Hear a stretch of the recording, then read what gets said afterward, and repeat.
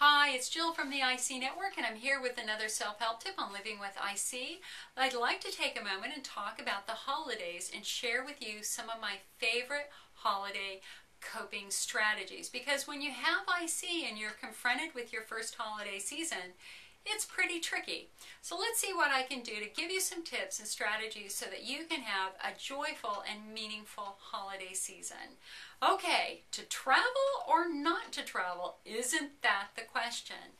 Now, if you're a veteran IC patient, you've probably already figured out that traveling can provoke symptoms. It's just the reality of a vibration of a car. If you've got a tender bladder and you're sitting in a car that's going up and down, it's going to be uncomfortable. And it's pretty unrealistic to expect an IC patient who's in a flare to get in a car and drive for even 2-3 hours, because by the time they get there, they're probably going to be pretty miserable. So the best case scenario for patients who are struggling with symptoms is to bring the holidays to them. Isn't that nice? And isn't that what we would normally do anyway, anytime somebody in the family is struggling or ill? So if you're the IC patient and you're having a rough time of it, invite your family to your house. Invite them to share a potluck with you. That is the best case scenario for you. Or if you're going to travel to a family member's house, try to pick the family member that's closest to you. Now, I want to say something that is probably going to be a little bit controversial, but I stand by this. When I gave myself permission to say no, that was very empowering to me. My first couple of years with IC, I always felt that I was letting people down.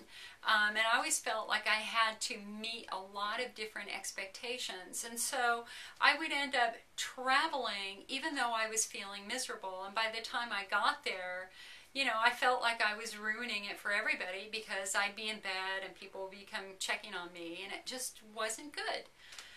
And when I finally gave myself permission to opt out and say, no, I can't travel this year, I'm not feeling well enough, that was a huge and a positive moment for me personally. And yes, what that meant was that some family members went and I stayed home alone on that day, whether it was Thanksgiving or Christmas. But you know what?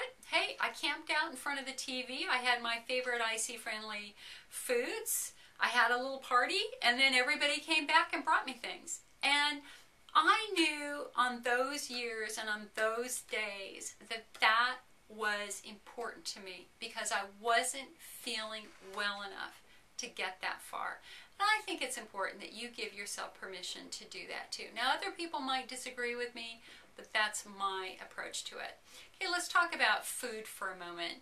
Now listen, the last thing you need is a flare on Christmas Eve like I did a couple of years ago when I had lasagna. Boy, did I ruin my Christmas day. It's really important that you stick to your IC diet during the holidays.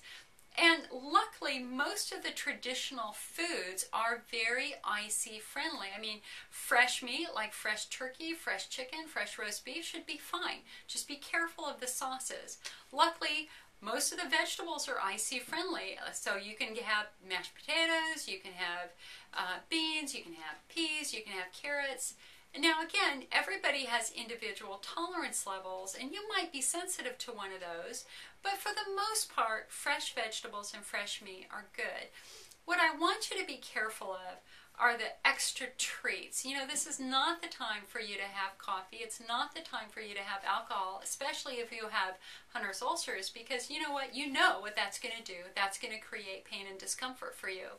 So instead, look for IC-friendly alternatives. And listen, for dessert, you can't go wrong with vanilla ice cream, right? Maybe with caramel sauce. That would be fine. But please stay away from chocolate because that is certainly irritating. Pumpkin pie is usually fine for most patients, but some of you are going to be a little bit more sensitive to cinnamon. So tread carefully and just do small quantities if you're not sure if pumpkin's going to be okay for you. Of course, don't forget you can use pre-leaf, which is an acid reducer, with any meals to kind of hedge your bets there and protect yourself a little bit more.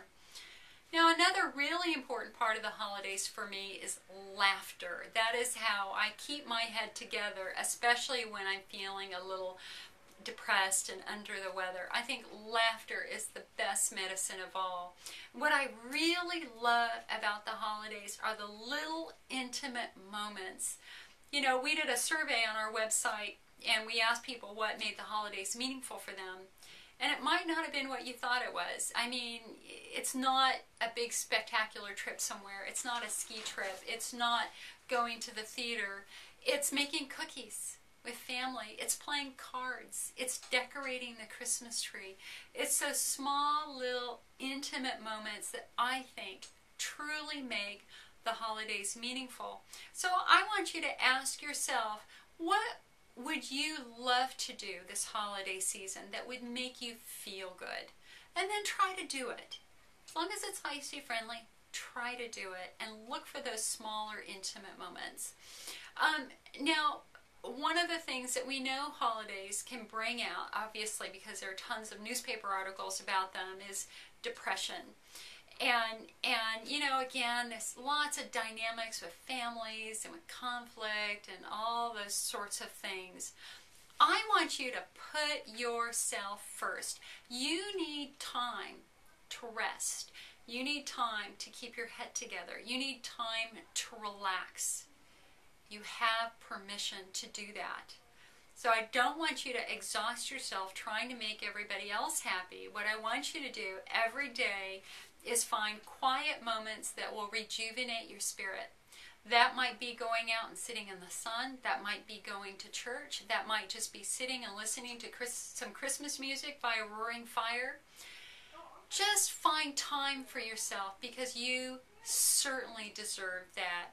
And of course, you know, times are hard right now when it comes to money.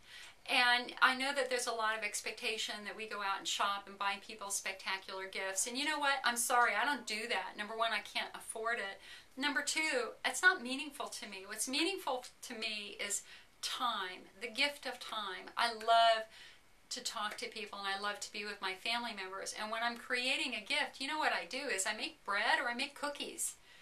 I'm the bread maker in my family. I make, like the first weekend of December, about 25 loaves of bread, usually Swedish bread because it's a family recipe, and I send it to everybody.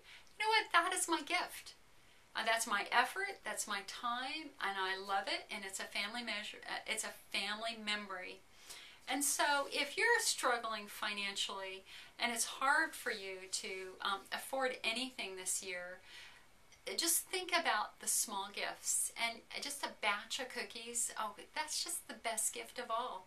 I have to tell you, this is an old family story. I didn't know these people personally, but apparently a cousin of a cousin married a man who was very, very wealthy, and they had several children. And one year, all the kids got together and they made him cookies for Christmas. And apparently, until he died, his favorite Christmas was just enjoying those cookies. So don't think that Christmas is about money or iPods or computers or games or anything like that. Sometimes it's just about doing a good deed and making some cookies. So anyway, I hope that helps. I truly wish you a joyful holiday season because you certainly deserve it.